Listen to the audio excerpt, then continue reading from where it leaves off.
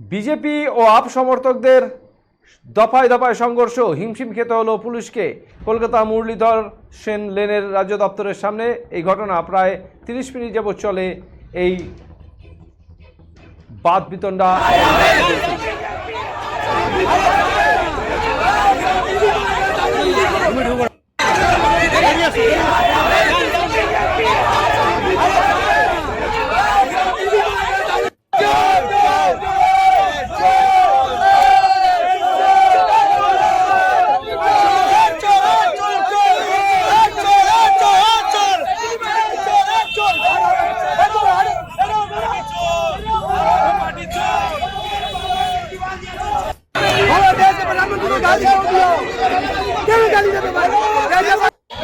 Up সমর্থকদের সাথে কেন এই গন্ডগোল?